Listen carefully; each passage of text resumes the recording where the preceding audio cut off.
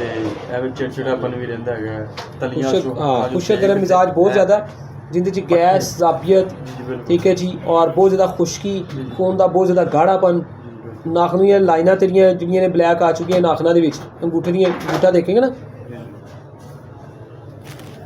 ठीक है, कालियां कालियां लाइना उपर ਨੂੰ ਜਾ ਰਹੀਆਂ, ਬਰੀਕ ਬਰੀਕ ਮਦਮ ਨਜ਼ਰ ਆ ਰਹੀਆਂ, ਕਿੱਥੇ ਜਾ ਰਹੀ, ਸੈਂਟਰ ਜਾ ਰਹੀ, ਕਿੱਧਰ ਜਾ ਰਹੀ, ਠੀਕ ਹੈ। ਫਿਰ ਹੱਥ ਦੀਆਂ ਲਾਈਨਾਂ ਜਿਹੜੀਆਂ ਨੇ ਬੜੀਆਂ ਡਾਰਕ ਬਰਾਊਨ ਵਾਜਾ ਨਜ਼ਰ ਆ ਰਹੀਆਂ, ਹੋਂਠ ਬਲੈਕ ਹੋ ਚੁੱਕੇ ਨੇ, ਹਲਕੇ ਪੈ ਚੁੱਕੇ ਨੇ, ਜਿਸਮ ਦੇ ਉੱਤੇ ਵੀ ਬਲੈਕ, ਇਹ ਬਲੈਕ ਕਾਲਾ ਮਾਦਾ ਤੇਰੇ ਜਿਸਮ 'ਚੋਂ ਸਾਰਾ ਨਿਕਲ ਜਾਏ ਔਰ ਤੂੰ ਲਾਲ ਲਾਲ ਹੋ ਜਾਏ ਤੇ ਫਿਰ ਸਮਝ ਤੂੰ ਬਿਹਤਰ ਹੋ ਗਿਆ, ਤਾਂ ਵੀ ਮੁਤਮੀਨ ਹੋ ਸਕਣਾ ਤੂੰ।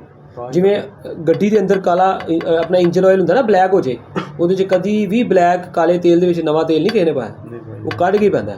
ਇਨਸਾਨੀ ਜਿਸਮ ਦਾ ਕੱਢਿਆ ਨਹੀਂ ਜਾਣਾ, ਇਹਨੂੰ ਸਾਫ਼ ਕਰਨਾ ਪੈਣਾ ਗੁਰਦਿਆਂ ਦੇ ਰਸਤੇ।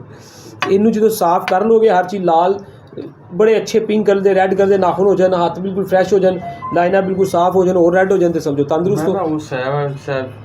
वरना थकावट, कमज़ोरी, दर्दा, नींद बेसकून, अपना भुख की कमी, कब्ज़, गैस, ज़ाबियत, हर चीज़ परेशान करेगी। डिप्रैशन, टेंशन, खौफ, कंधियां पट्टियां का खिंचाव, ये सारियां लामतां आउणगियां। तो इसका मतलब है चीज़ कोई भी ठीक नहीं हुई, असीं खाली वायरस नूं अगे पिछे करके ना मुतमिन होइए।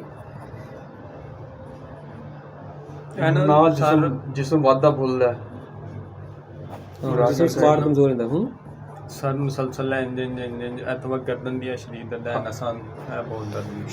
ਸ਼ੂਗਰ ਤੂੰ ਖਾਲੀ पेट चेक करवानी लाजमी जाके, और फिर मिठा थोड़ा ज़्यादा खा लिया, ठीक है जी। मज़ीद फिर इंशाल्लाह मामला बेहतर होगा। हथ ना किस तरह बदन चुका नहीं, ते हाथ है ना कंबदा पे, कब भी नहीं, कब कभी आए ज़्यादा सारे मसले हैं काफ़ी हद तक। सैफी मेरे मामू का वेट करता है, मैं अपना